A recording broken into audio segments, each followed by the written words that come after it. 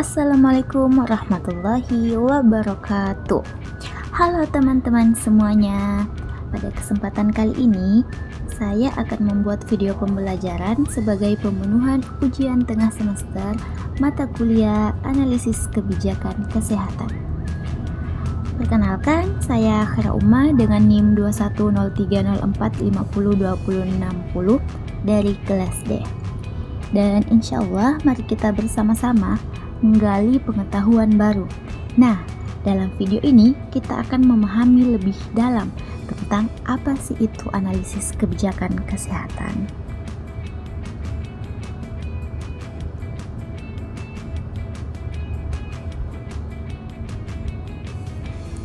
Sebelum itu, kita harus terlebih dahulu mengetahui apa sih definisi dari ketiga kalimat dari analisis kebijakan dan kesehatan.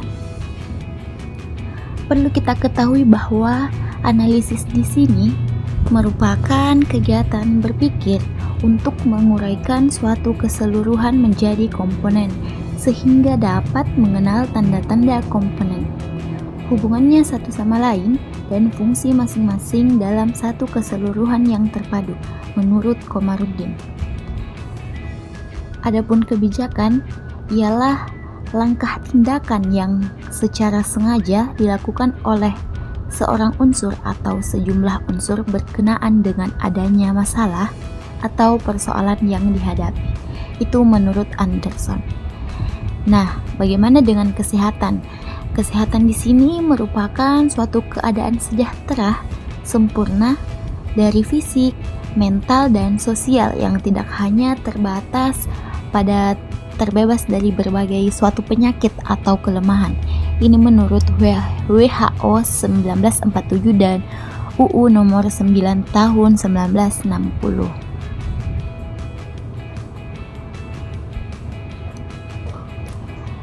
Nah, selanjutnya di sini ada peranan dan analisis kebijakan kesehatan. Yang pertama, adanya analisis kebijakan kesehatan akan memberikan keputusan yang fokus pada masalah yang akan diselesaikan. Kedua, analisis kebijakan kesehatan mampu menganalisis multidisiplin ilmu. Ketiga, adanya analisis kebijakan kesehatan, pemerintah mampu memberikan jenis tindakan kebijakan apakah yang tepat untuk menyelesaikan suatu masalah. Keempat, memberikan kepastian dengan memberikan kebijakan atau sebuah keputusan yang sesuai atas suatu masalah yang awalnya itu tidak pasti. Dan terakhir, ada analisis kebijakan kesehatan. Ini juga menelaah fakta-fakta yang muncul dan kemudian akibat dari produk kebijakan yang telah diputuskan atau diundangkan. Nah, selanjutnya ada karakteristik masalah kebijakan. Tapi perlu kita ketahui materi yang diberikan terkait dengan analisis kebijakan ini mencakup beberapa topik. Selain dari karakteristik masalah kebijakan ini, juga ada kebijakan strategis, analisis lingkungan kebijakan, metode analisis kebijakan, tingkatan analisis kebijakan kesehatan, kajian hasil analisis kebijakan, bentuk analisis kebijakan, teori keputusan, pendekatan analisis kebijakan, dan komponen kebijakan. Nah, di sini ada karakteristik masalah kebijakan. Yang pertama itu ada interdependensi atau saling tergantung. Nah, ini merupakan masalah kebijakan saling tergantung satu sama lain. Kedua, ada subjektif. Ini masalah kebijakan yang dipengaruhi oleh opini dan nilai-nilai pribadi. Ketiga, ada artifisial. Nah, masalah kebijakan diciptakan oleh tindakan dan keputusan manusia. Keempat, dinamis, yaitu suatu masalah kebijakan berubah seiring waktu. Terakhir, ada tidak terduga. Masalah kebijakan dapat muncul secara tiba-tiba.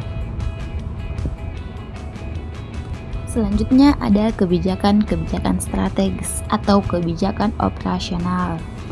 Nah, yang pertama itu ada isu-isu utama. Di sini isu-isu utama itu di mana bisa dikatakan sebagai isu-isu yang paling penting yang perlu diatasi oleh kebijakan. Nah, yang kedua ada isu-isu sekunder. Nah, isu-isu sekunder ini merupakan isu-isu yang kurang penting dari isu-isu utama tetapi masih perlu diatasi. Ketiga ada isu-isu fungsional.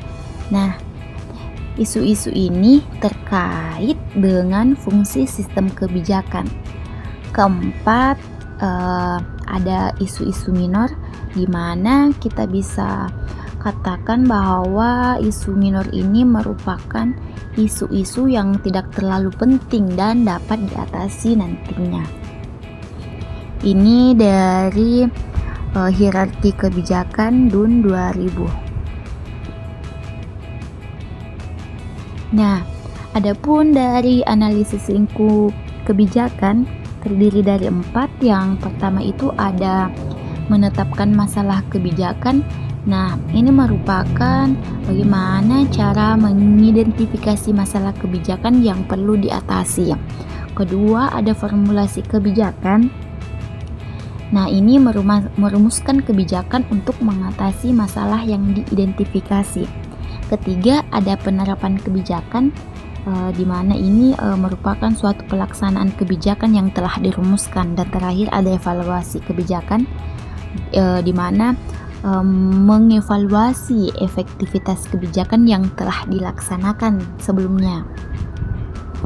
Selanjutnya ada metode analisis kebijakan, terdiri atas 2, yang mana metode kualitatif dan metode kuantitatif. Metode kualitatif ini menggunakan data non-numerik untuk menganalisis suatu kebijakan. Sedangkan kuantitatif di sini metode yang menggunakan data numerik untuk menganalisis kebijakan. Selanjutnya ada tingkatan analisis kebijakan kesehatan. Yang pertama ada pendekatan modus operandi, yang berarti ini fokus pada proses pelaksanaan kebijakan. Nah, yang kedua ada pendekatan modus evaluatif. Kalau ini fokus pada evaluasi efektivitas kebijakan.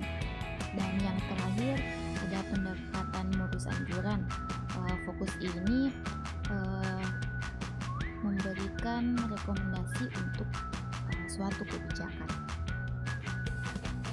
Nah, selanjutnya kajian hasil analisis kebijakan.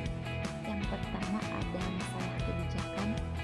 Masalah kebijakan ini masalah yang perlu diatasi oleh kebijakan. Yang kedua ada masa depan kebijakan, maksudnya itu arah kebijakan di masa depan. Terus yang ketiga aksi kebijakan, yang dimaksud di situ ialah suatu tindakan yang perlu diambil untuk mengatasi masalah kebijakan. Keempat ada hasil kebijakan, di mana hasil dari kebijakan yang telah dilaksanakan. Dan yang kelima ada kinerja kebijakan.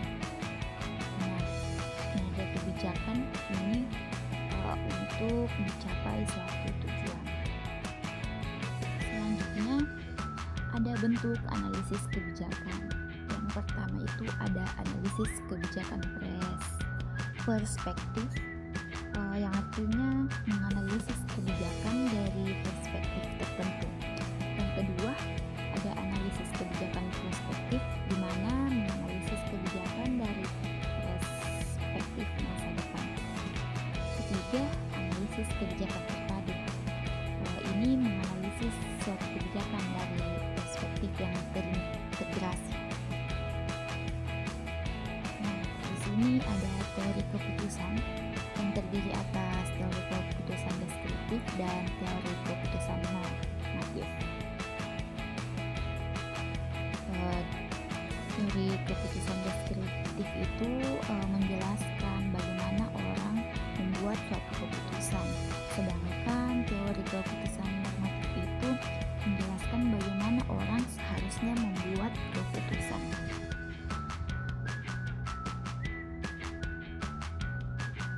Selanjutnya ada pendekatan analisis kebijakan. Yang pertama, pendekatan empiris. Ini fokus pada analisis kebijakan berdasarkan bukti empiris. Yang kedua, ada pendekatan evaluatif. Ini fokus pada evaluasi efektivitas kebijakan. Terus yang pendekatan normatif itu ini fokus pada analisis kebijakan berdasarkan prinsip normatif. Selanjutnya ada komponen kebijakan yang terdiri atas 4, konten, proses, konteks, dan aktor. Kalau kita melihat konten itu merupakan suatu isi dari kebijakan.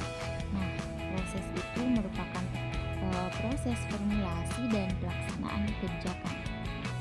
Konteks dimaksud di sini yaitu semisal konteks sosial, ekonomi, dan politik. Nah, di mana kebijakan dirumuskan dan dilaksanakan. Dan yang terakhir itu ada aktor. Ini suatu individu ataupun organisasi yang terlibat dalam formulasi dan pelaksanaan kebijakan. Nah, di sini juga kita bisa melihat keterkaitan komponen kebijakan. Nah, ini saya adaptasi dari William Dunn 1994 dalam Ayuning Tias 2015. Nah, di sini keterkaitan komponen kebijakan dari perilaku kebijakan ke kebijakan publik dan lingkungan kebijakan. Nah, baik, selanjutnya juga di sini ada keterkaitan antar komponen.